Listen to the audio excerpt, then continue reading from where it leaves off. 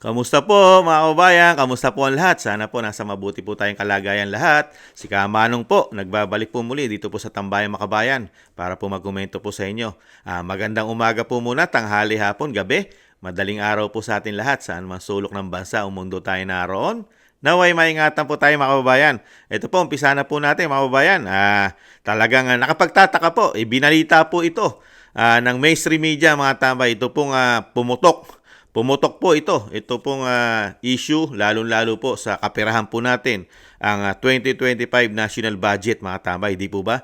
Dahil napakarami pong questionable dito, lalo po sa pinasabog ni Congressman Ungab, Attorney Vic, at siyempre po ni dating Pangulong Duterte. Ngayon po, talagang lumalabas na po ang baho yata ng institusyon ng Kamara o ng House of Representatives. Ang baho at ang sinasabing mga anomalya, mga kababayan na sinasabi po ni Congressman Ungab. Ito po, pinapatawa na po ng Korte Suprema na binibigyan na po ng preventive suspension ang speaker at ang mga sangkot pa rito na kanyang mga kasamahan, mga tambay. Siyempre po, mahirap na po.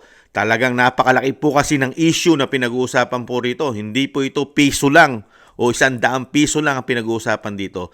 Billion po ang pinag-uusapan dito. Hindi po bababa sa 241 billion of pesos, mga tamay. Ang isiningit po nila sa mga blanco. Kaya po kailangan po talaga dito ng preventive suspension para po hindi po nila magawan o sinasabing magkaroon po ng sabwatan.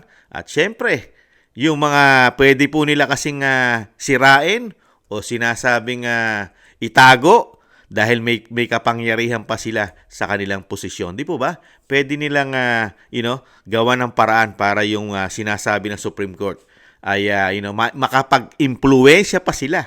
Di ba? Dito po sa ginagawang investigasyon sa kanila mismo, sa kanilang institusyon. Pakinggan po natin ang balita, mga tambay.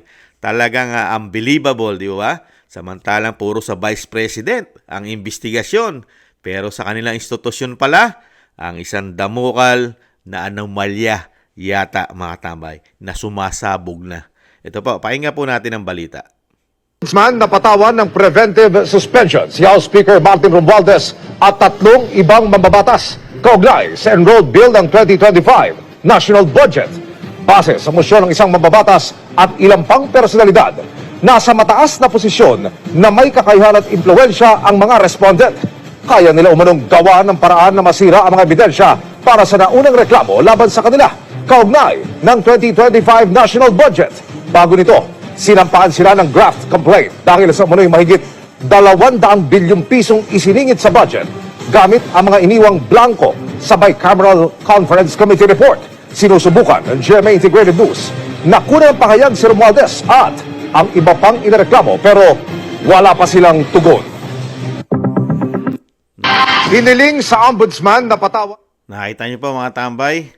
Nakita niyo po, nananatiling nananahimik, mga tambay. Pagka sila na po ang issue at sila na po ang nasa hot seat na sinasabi po, ay nananahimik po. Matagal na po nananahimik ang speaker. Hindi mo ba napansin? Magmula po nung pumutok ang 2025 national budget. Nakita niyo po bang nagsalita ang Speaker of the House? Di ba? Mas nagsalita pa ang Pangulong Marcos, mga tambay, di ba? Binanatan pa nga ng Pangulong Marcos ang dating Pangulong Duterte na kesyo, fake news pa. Mali ang pinakakalat ng dating Pangulong Duterte. Di ba? Mismo ang Pangulong Marcos, di ba? Dahil yung pinirmahan niya raw po ay wala raw po mga blanco. Pero ngayon, ano po nangyayari ngayon, mga kabayan? Napaniwala po ba ng Korte Suprema ang administrasyon po at ang Pangulong Marcos? Ay naniwala po ba ang Korte Suprema sa mga ito? Sa mga senador, sa speaker, sa Senate President, mga kabayan? Na yung ginawa po nila, lalong-lalo sa 2025 national budget natin, yung mga blanco, mga kababayan, hindi naman po maglalakas loob ang mga congressman at si Attorney Vic na idulog po itong reklamo po. Dahil ito po ay pera ng taong bayan. Napakahalaga po ito. Dahil ito pong pera na ito ay kailangan mapunta po sa magagandang proyekto at pangangailangan ng mga Pilipino. Hindi po kailangan ito mapunta sa kanilang mga bulsa. Ngayon po, pinatawan na po sila. Kailangan po talaga yan, patawan sila ng preventive suspension. Kasi pwede po nilang gawin yung sinasabi po ng balita na pwede nilang sirain ang mga ebidensya na kailangan po ng Korte Suprema. Kaya kailangan po rito talagang kailangan po dito tutukan itong kaso na ito. Dahil graft and corruption po ito. Graft po ito sa mga mambabatas po. Talagang ito po, 2025 pa lang po ito ang pumutok. Kung ito po ay ginagawa na po nila di umano na ito'y trabaho nila magmula nung sila'y umupo. Lalo ang speaker ng Kamara, kung ito'y tinatrabaho niya na di umano na talagang ganito ang sistema ng kanilang paggagawa ng pondo natin. Di ba? Paano pa yung 2023? Paano pa yung 2024, mga kababayan? Sa tingin po ba ng mga Pilipino, di ba, maniniwala po ba na malinis din ang pagkakagawa ng Senado at ng Kongreso, itong dalawang kapulungan na ito? Itong dalawang institusyon na ito? Sa tingin nyo po, maniniwala kaya ang mga Pilipino? Dahil dito sa 2025, pumutok yung ginawa po ng House of Representatives na hindi po nagsasalita. Never pa po yang nagsasalita ang speaker na napakagaling. Hindi pa po nagpapa-interview yan. Wala pa po sinasabi sa media yan. Di ba? Wala pa. Hindi pa nagpapa-interview yan. Hindi pa niya sinasagot ang issue na binabato sa kanila na napakalaking issue. Billions of money. 2025 pa lang po yan, national budget. Hindi pa po nasisilip dyan kung paano po nila ginawa ang 2023 at 2024. Gaano kaya karami naman ang isiningit doon kaya? Mga kababayan, ito kasi nalagyan ng blanco eh. Ang pinag-uusapan po rito, 240 plus billion Hindi siya million, billion. Samantalang sa Vice President, gigil na gigil sila. Wala naman silang makuhang matibay na ebidensya dahil hindi naman nagnakaw ang Vice President. Pero in-impeach na nila agad. Napakabilis na nilang in-impeach. Dito kaya, mismo Korte Suprema na ang nagsasabi, patawan na yan. Di ba? Bigyan na ng preventive suspension yan para hindi makakilos yan. Hindi nila magawa ng paraan yung mga ebidensya na magtuturo ng tunay na nangyari. Pwede kasi nilang wasakin yan eh. Di ba? Dahil yung impluwensya kasi, lalo pagka isang speaker ay ma-impluwensya yan sa House of Representatives, pwede nila talagang gawa ng paraan yan. Wasakin lahat yan. Dahil yan po ay talagang mapakalaki pong kasalanan ginawa sa taong bayan. Nakita nyo po?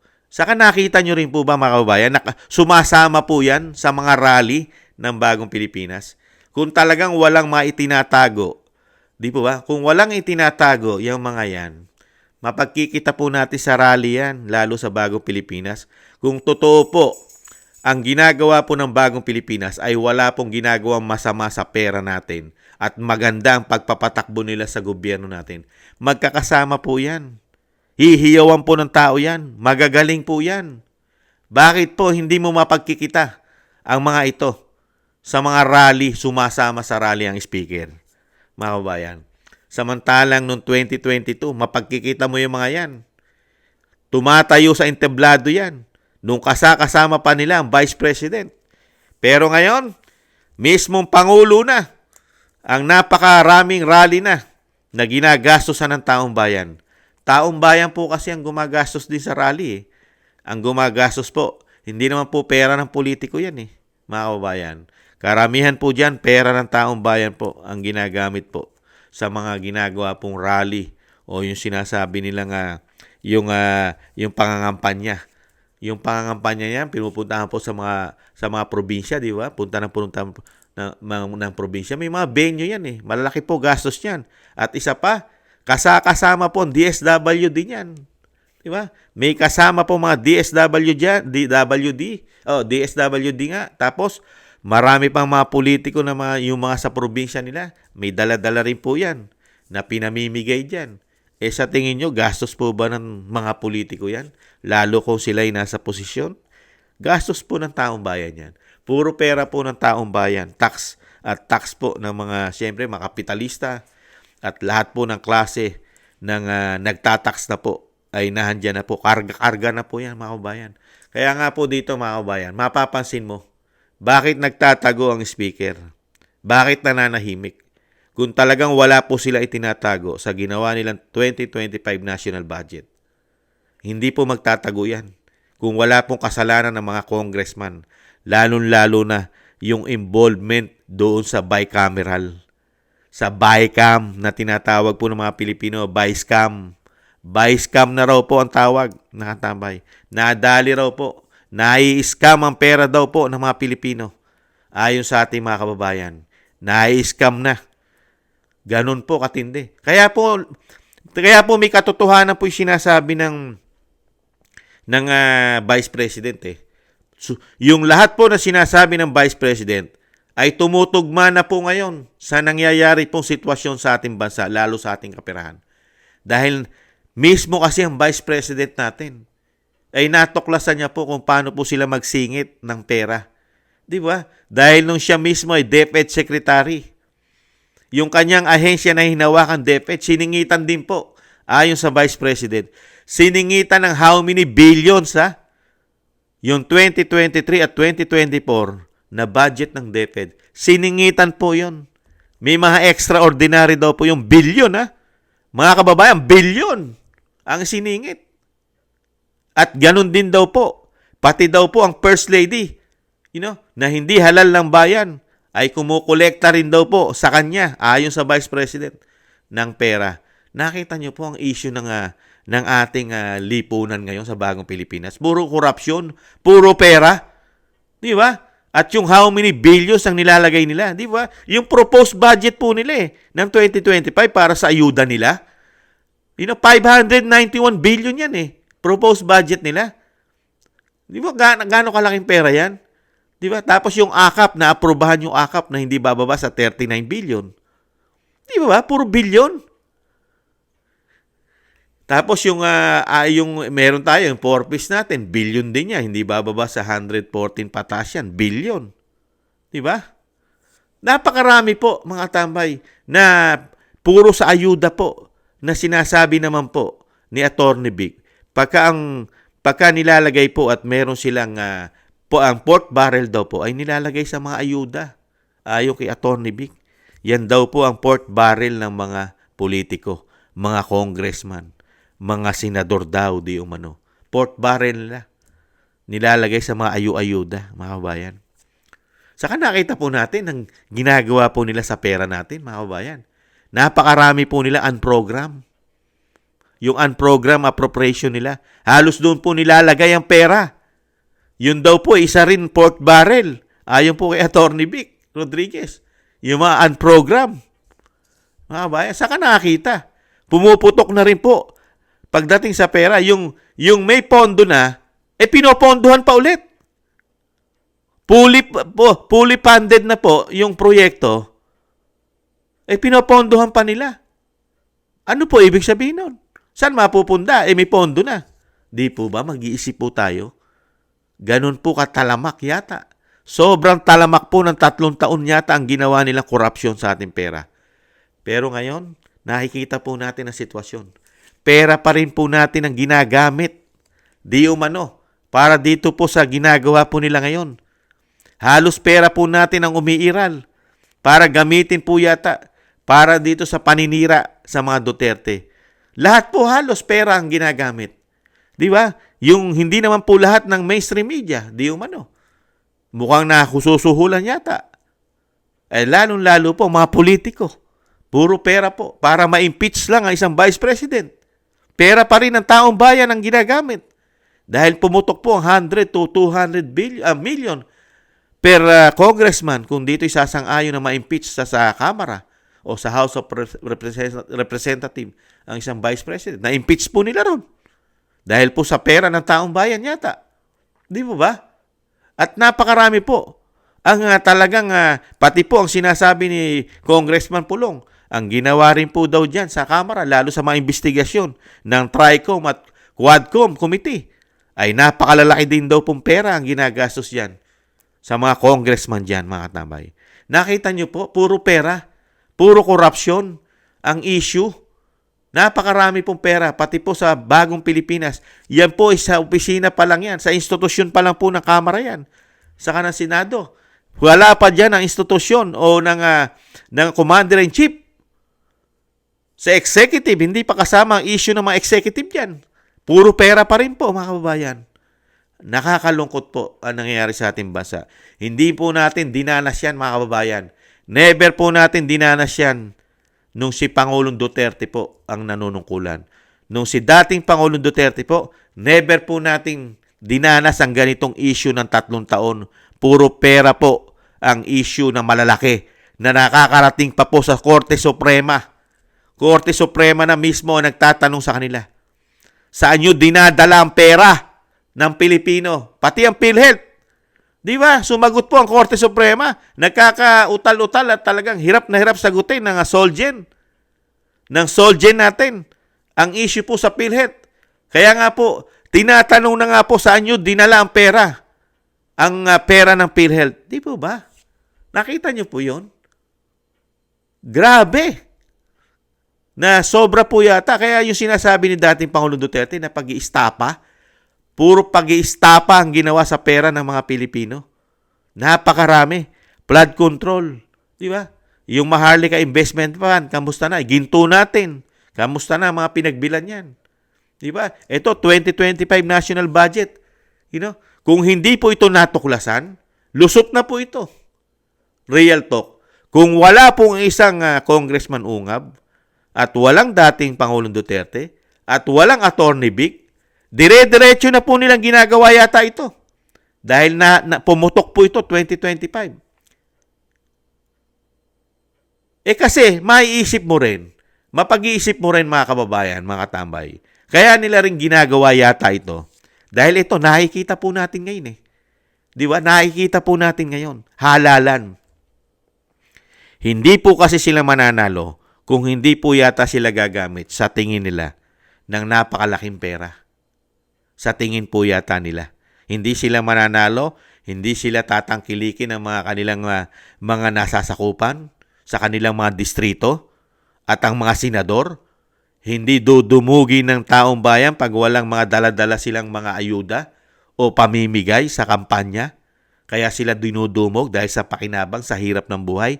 Dahil dinala lang tayo sa buhay natin ng 3 taon ng puro ayuda at napakatataas na bilihin na puro pangako lang ang binigay sa atin na hindi naman natupad.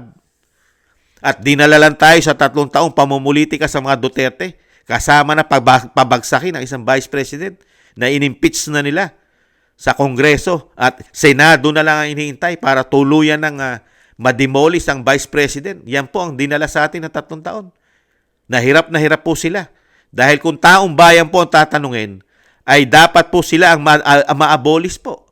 Kung taong bayan po tatanungin, sila po ang dapat ma-impeach at ma-abolish sa ginagawa po nila sa pera po natin at sa ginagawa nilang trabaho sa ating mga Pilipino. 3 taon. Pamumulitika. Investigasyon. Samantalang mga Pilipino nagpapasweldo sa kanila. Hirap na ang sitwasyon. Ang mahihirap, ang middle class na nasasaktan dyan. Hindi naman nasasaktan dyan ang mayayaman. Ang mga bilyonaryo, milyonaryo, trilyano, mga trilyon ng pera. Masasaktan po ba sa presyo ng bilihin yan? Hindi. Ang middle class at ang mahihirap ang masasaktan dyan sa ginagawa nilang pagtugon, pagpapatakbo ng gobyerno na ganitong klase sa 3 taon. Di po ba? Talagang makikita mo kung saan nila yung ginagawa po nilang pumuputok na anomalya. Isa po sa makikita natin yan Dahil yan din po, dapat din po silipin yan. Dapat din po silipin ng Korte Suprema yan, mga kababayan. Dahil yung sinasabi po ni Attorney Vic, January pa lang, nakuhanan na po ang issue. Pinag-uusapan pa po sa Korte Suprema ang ating budget ng 2025, yung 6 trillion mahigit. pinag-uusapan pa dahil may question pa dahil dito sa 241 billion, di man humigit kumulang na nalagyang mga blanco, pero sa kabila nun, na-withdraw na rin po nila. Ayon po kay Attorney Vic, nakapag-withdraw na po ang pamahalaan natin ng hindi bababa sa 4 trillion. January pa lang, 4 trillion na. Ang budget po natin ay 6 trillion mahigit. Ibig sabihin, January pa lang, 2 trillion na lang po ang budget natin ang natitira. Nakuha na po ang mahigit kalahati. Matindi. Kaya makapag-iisip ka ng pera ng Pilipino, hindi napupunta sa mga proyekto. Napupunta po dito sa korupsyon, di umano, at sa pamumulitika po nilang ginagawa ngayon sa atin. Excuse me po. Di po ba? Nakita niyo po ang mga pangangampanya ngayon? Grabe. Hindi kaya dyan dinadala ang pera natin. Kaya wala tayong nakikitang mga programa, proyekto. Puro maintenance lang ang nakikita natin. Di po ba? 3 taon. Wala siyang maipagmalaki katulad ng dating Pangulong Duterte na build. Isang damukal na proyektong natapos sa loob lang ng kanyang panunungkulan. Ito, 3 taon na. 3 taon na. Mga kabayan, ang natatapos yung mga proyekto ni dating Pangulong Duterte lang ang natatapos. Pero siya, wala siyang sariling proyekto yata na natatapos. Nagtatanong lang po, kung meron, ipagpasalamat natin. Kung meron mang natapos, pagpasalamat po natin. Dahil pera po natin yun eh. Tax po ng tao yun. Tax po ng Pilipino yun. Di po ba? Kailangan may magawa. Di po ba? Pero, mga kabayan, sana po, tutukan po ito.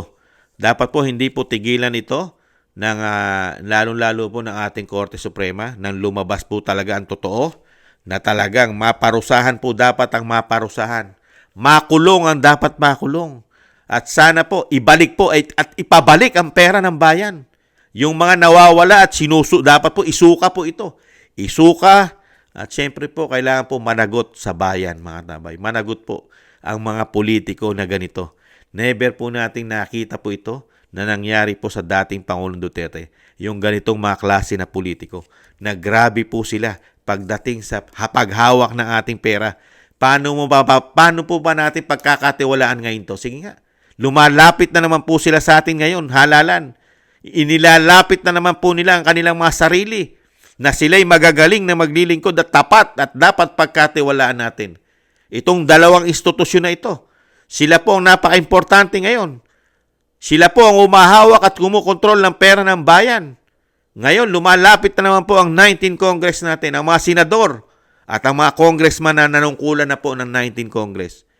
Sa tingin nyo po mga tambay, ibabalik pa ba natin ang mga taong ito? Na ito po ba'y pagkakatiwalaan natin? Mismo ang Korte Suprema, may nakitaan na po sa kanila. Kaya nga po papatawan na po ng preventive suspension ang mga ito. Para hindi po maimpluwensyahan ang kailangan pong mga ebidensya na baka nila isirain o mawala at mapagtakpan ng kanilang ginawa pong anomalya sa atin, lalo sa ating mga pera. Di po ba? Isip-isip po tayo mga tambay. Huwag na po tayong magpagago. Huwag na po tayong magpagago sa mga politiko, lalo ang kumukontrol sa pera natin sa institusyon ng Kamara at Senado. Huwag na po tayong magpagago mga kabayan sa mga ganitong klase po ng mga politiko na dinala po tayo sa issue ng korupsyon sa 3 taon pamumulitika. Tama na po, okay na po yun. Ang dapat na po natin gawin sa kanila ay yung paano po sila maparusahan at maisuka ang pera na nawala sa bayan. Sana po, tutukan ng Korte Suprema at syempre po, huwag po sanang lubayan yan ng ating mga makabayan na nakikita po ang ginagawa ng mga politikong kawatan, mga kababayan. Sa pangunguna po ni Congressman Ungab at ni Attorney Vic Rodriguez at ang suporta po ni dating Pangulong Duterte, mga kababayan. Kaya po nakakalungkot, mga kababayan. Maraming salamat po, mga kababayan. At syempre po, isama po natin sa dasal na sana po ay manalo po ang mga karapat-dapat ng mga politiko. Lalo-lalo po ang mga ini-endorso po ng dating Pangulong Duterte, ang Team Duterte mga katambay. Huwag na po tayo magtiwala sa mga promises o pangako o pambubudol na naman nila sa atin ngayon. Puro pangako, huwag na po. Doon na po tayo sa nagtatrabaho. At nasubukan naman po natin ang panunungkulan ni dating Pangulong Duterte na 6 na taon. Ikumpara mo ngayon sa bagong Pilipinas. Malayong malayo po sa sabaw ng pusit ang kanilang trabaho na ginagawa. Sa trabaho po na ginawa ng administrasyon po ng Duterte, mga kababayan. At siyempre po, sama rin po natin ang ating bansa na sana po'y makaahon at siyempre po makabangon muli. At siyempre tayong mga Pilipino, maingatan nawa sa mga nangyayari po. Dahil ngayon, talamak po ang droga. Napakarami pong krimen, droga at sari-sari pong talagang masasamang tao na naman. Ang dumadami na naman po sa ating bansa. Dahil una-una, napakahirap ng buhay. Saan ka kakapit? Sa ganyang kahirap na sitwasyon, pag mahirap ka, lalo ka maghihirap. Hindi mo rin masisisi na talagang sa patalim, kakapit ka sa patalim eh. Di ba? Dahil sa hirap ng buhay, walang trabaho. Di ba? Napakamamahal ng bilihin. Talagang, tapos nahandyan pa ang droga. Talagang kakapitan mo nga sa hirap ng buhay. Lalo na kung ikaw talama ka na sa bisyo, mabibitawan mo pa ba yan? Ako, nakakalungkot ang nangyari. Talagang hindi lang po talaga ito ibinabalita ng tama. Kung ito ibinabalita ng tama, talagang makikita mo ang problema. Ang pagkakaiba ng paghawak ng ang pamamahala ng Duterte sa kanang Marcos. Kitang-kita mo na ang pagkakaiba. Kaya lang, napagtatakpan pa yata ng mainstream media. Hindi naman po lahat. Kasi ngayon, binalita Hindi naman lahat. Kailangan po nilang, nakikita naman yata nila yung iba, pero yung iba hindi. Pero sa social media, yung mga attack dog, never po nakita yan ng mga attack dog. Ang nangyayari po, sila po yung mga bulag, pipi at bingi dahil sa pakinabang, mga kababayan. Maraming salamat po sa mga gusto po ng ating Tambayang Makabayan sa YouTube at TikTok. At ganoon din po sa mga nagko-comment, like, share, subscribe. Maraming salamat po mga kababayan. Ingatan nawa sa muli. Paalam. Happy weekends. Bye-bye.